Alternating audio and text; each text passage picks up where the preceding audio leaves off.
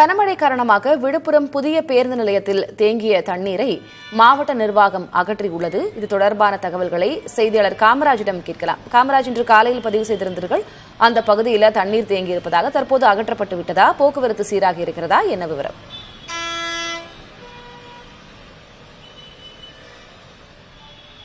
கனமழை கொட்டி தீர்த்தது. இந்த மழையின் காரணமாக விழுப்புரம் புதிய பேருந்து நிலையத்தில் அதிக அளவு மழைநீர் தேங்கியது. இதனால் வாகன ஓட்டிகள் மட்டுமல்லாமல் பேருந்து பயணிகளும் அவதிக்குள்ளாயினர்.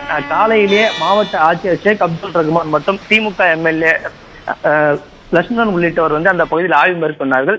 அந்த பகுதியில் ஆய்வு மேற்கொண்டவுடன் உடனடியாக தண்ணீரை வெளியேற்றுவதற்காக உத்தரவு விடப்பட்டது. அதனைத் தொடர்ந்து அந்த பகுதியில் இருக்கக்கூடிய கால்வாய்கள் அடைப்பு ஏற்பட்டிருப்பது ஜேசிபி இயந்திரம் மூலமாக அகற்றுவதற்கு நடவடிக்கை மேற்கொள்ளப்பட்டது. அதே போன்று 600 HP கொண்ட நீர் ராட்சத மின் மோட்டார்கள் மூலமாக அந்த பேருந்து நிலையத்தில் இருக்கக்கூடிய தண்ணீர் வெளியேற்றப்பட்டு வந்தது. இந்த நிலையில 5 மணி நேர இடைவெளிக்கு பிறகு அந்த பேருந்து நிலையத்தில் இருக்கக்கூடிய நீரானது முழுமையாக வெளியேற்றப்பட்டு இருக்கிறது.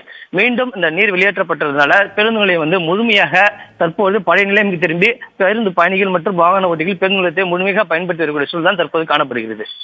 விவரங்களுக்கு நன்றி காமராஜ்.